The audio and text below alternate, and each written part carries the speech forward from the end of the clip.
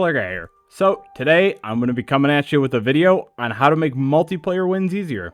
Multiplayer is significantly more difficult than single player. Even though you have double the people, the enemies just are way more strong. There's so much more of them than there is of you, and you're just outmatched. But with these tips, you know, it might get a little easier in multiplayer. So multiplayer is a really unique experience in Synthetik. It's not how I don't believe it's how the game was supposed to be played, but it is really, really fun in general. I love playing it with my friends. It's always fun when you get a really OP run in multiplayer, and someone else gets to experience it with you. If you don't have any friends to play Synthetik with, you know, add me on Steam. I will play with you. That would be super, super, super fun. Also, what you could do is just open a lobby. Someone will eventually join it. The entire Synthetik community is pretty friendly, and a lot of them are really knowledgeable and are super fun to play with. I would recommend just trying it out. And if you don't like it, oh well, you just go and play single player again. There's no lost time in that. Well, there is lost time, but it's not a lot of lost time, so that's okay. Well, let's get to it.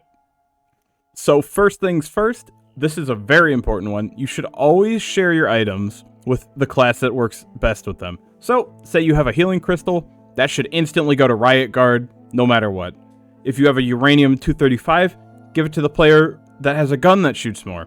Say somebody's running a shotgun comparatively to a sniper rifle, that's where the uranium should go, because it's going to stack more.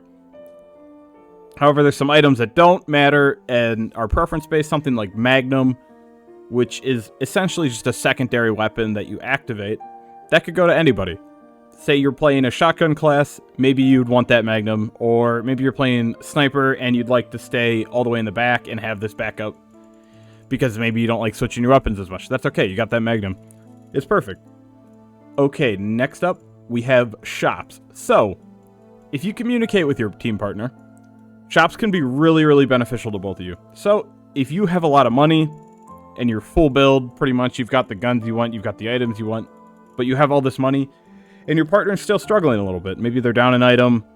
They don't really have the items they want. If you run into a shop, you can still buy items for your teammate. You can buy items and drop them. So this is a really big part about it.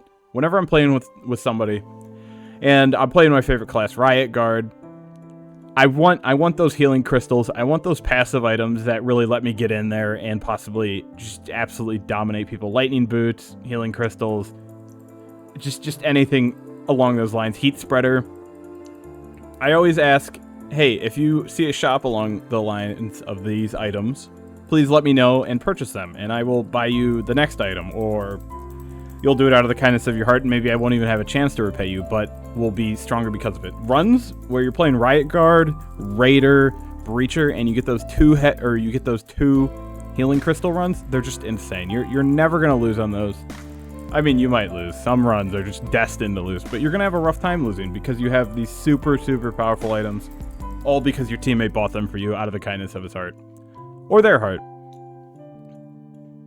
Okay, and number 3. This term comes from my brother. He likes to say slice the pie. I really think it's a funny way to say it, but it's just going separate ways at the start of the map.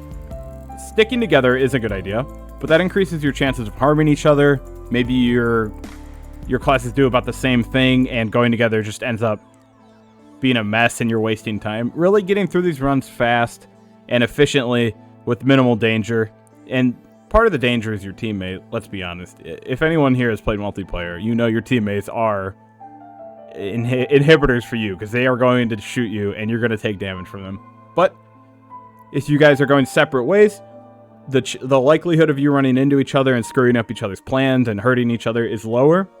Say you do run into enemies you can't handle, call them over, ping on your map. They should come help you. Say you run into an elite hover tank and you just don't have the weaponry to deal with it, just call them over and they'll come help you. They'll come save you. That's just what a team's for. But this game does not reward sticking together all the time, as in friendly fire deals a lot of damage. If your teammate has a sniper and they accidentally headshot you, guess who's eating it? That's the guy who got shot in the head. Will die, no doubt. Number 4. This one goes along with the last one as well. Just be careful with your shots.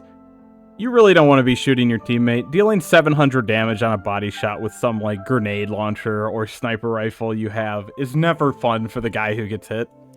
Killing your team is pretty common. Not killing, but dealing damage. It happens to me all the time. It's an accident. You know, things happen, but when you get killed by your team, it's never fun. No one's ever happy about it. And the more you deal damage to your teammates, the more difficult the game gets for them. Because if you end up accidentally killing them, or they die because of that damage they took, they get a stack of curse, which makes them take more damage. The game gets harder for you because terror level goes up. There's just nothing ever good about it.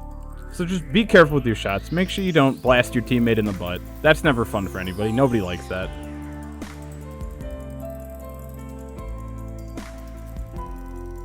Here we go with our 5th tip. So this one is incredibly important, and you should discuss it before the lobby even starts, because that's the only time you have. Picking helpful modules. So, picking helpful modules, something like Charge if you're playing the Commando class, or Weapons Mastery if you're playing Guardian class, is just, or Precision even if you're playing Rogue. It's just the perfect way. You're just getting things that you know is going to help your team, discussing it with your team, what they want to do, and how they want to do it. It lets you set up good modules. The first module slot you have is the one you share, and it also gets increased power for when you give it to your friend, or whoever you're playing with, your teammate. They don't even have to be your friends, because it could be somebody in the community, who knows.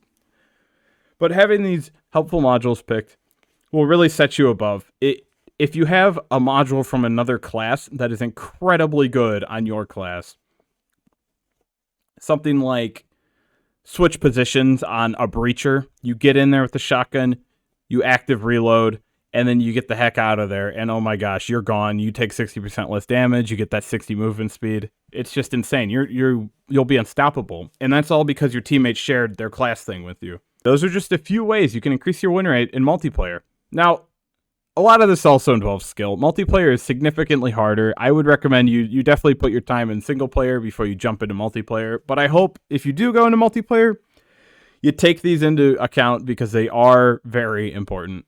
All right, people. It's been a pleasure in this one. Make sure to like, comment, and subscribe. And I will be seeing you in the next video, I hope. All right. Bye.